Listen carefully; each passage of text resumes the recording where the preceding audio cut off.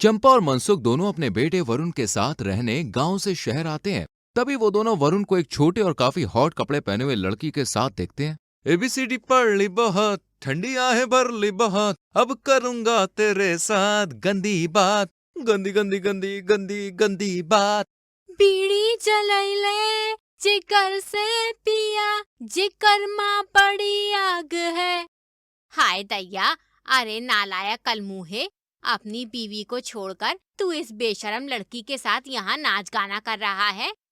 और तू चुड़ैल हमारे बेटे बहू के बीच आग लगा रही है यहाँ। तुम दोनों की सारी अकल अब हम दोनों ठिकाने पर लगाएंगे। मनसुख और चंपा दोनों वरुण और शर्लिन को झाड़ू उठाकर मारते हैं और मार मार कर उन्हें लाल कर देते हैं। अरे रुक जाइए माँ और पापा, ये कोई गैर लड़की नहीं है, ये मेरी बीवी है शर्लिन चोपड़ा। क्या? तूने फोन पर कहा था तेरी बीवी एकदम सुंदर और सुशील है। आप सीधे यहाँ आकर उसकी शक्ल देखना। अरे सुशील बहुएं ऐसी होती हैं क्या? और नहीं तो क्या, इसके कपड़े देखे? अरे कितने छोटे और अभद्र कपड़े पहने हैं इसने। छी छी छी छी।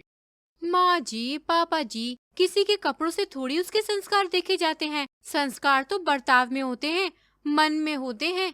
ज्यादा बकवास मत कर गंदी लड़की। चलिए मनसुख जी, अब मैं एक पल भी यहाँ नहीं रुकूंगी। मुझे लगा कि मेरी बहू होगी कोई संस्कारों वाली, लेकिन ये तो उसकी एकदम उल्टी निकली। अब मैं यहाँ एक पल नहीं रहूंगी। लेकिन माँ जी मेरी बात तो सुनिए। माँ रुक जाइए पापा। चंपा और मनसुख दोनों वहां से चले जाते हैं, लेकिन मौसम में खराबी होने के कारण शहर से बाहर किसी को जाने नहीं देते और उन्हें ना चाहते हुए भी वहां रुकना पड़ता है। अगली सुबह चंपा पूजा कर रही होती है कि तभी वहां पर शर्लिन फिर से छोटे कपड़े पहनकर आ जाती है। हाय हाय, ये क्या देख लिया मैंने सुबह सुबह। अरे मैं तो कहती हूँ तू ये कपड़े भी मत पहन। ये भी क्यों पहनती है जब तुझे सरेआम अंग प्रदर्शन करना होता है तो। कल हमने इतना सुनाया, उसके बाद भी तुम पर कोई असर नहीं हुआ किसी भी बात का। माँ जी, पापा जी, मैं आपके कहने से अपने कपड़े नहीं बदलने वाली, बल्कि मैं आपको साबित करके रहूंगी कि किसी का चरित्र उसके कपड़ों से नहीं परखा जाता, उसके स्वभाव और उसके अच्छे मन से परखा जाता है। मौसम विभाग द्वारा सूचना आई है कि 4 दिन और यही हाल होगा मौसम का, उसके बाद ही हम जा पाएंगे। भगवान करे जल्दी से मौसम ठीक हो जाए, फिर हम यहाँ से जा पाएंगे और इस छोटे कपड़े वाली चुड़ैल से भी छुटकारा मिलेगा हमें। शर्लिन जब खाना बनाती है तभी चंपा और मनसुख को वो बहुत पसंद आता है।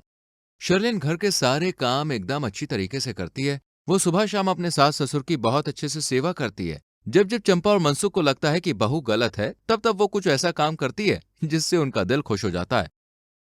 रात में हाँ, अरे भूतनी की, तू ये छोटी नाइटी पहनकर हमारे कमरे में क्यों आई है? अपने पति के पास जाना। माँ जी, पापा जी, आप दोनों को रात को मच्छर परेशान ना करें, इसलिए मैं ये कॉइल रखने आई हूँ। साथ ही आप दोनों के लिए हल्दी वाला दूध। आप दोनों को हल्का सा जुकाम है ना, इसलिए। शर्लिन 4 दिनों में ही उन दोनों का अपने अच्छे स्वभाव से दिल जीत लेती है और जब उनके जाने का समय आता है तभी वो रुक जाते हैं। शर्लिन बहू, हम कहीं नहीं जाना चाहते, क्योंकि इन 4 दिनों में तूने हमारी इतनी अच्छे से देखरेख की है कि हमारा दिल एकदम खुश हो गया है। हाँ शर्लिन बहू, तुमने आखिरकार साबित कर दिया कि कपड़ों से किसी का चरित्र नहीं परखना चाहिए। धन्यवाद माँ जी, पापा जी। इस तरह शर्लिन अपने साफ दिल से अपने सास ससुर का दिल भी जीत लेती है और उनकी सोच भी बदल देती है। फिर वो सब एक साथ एक खुशहाल जीवन जीने लगते हैं।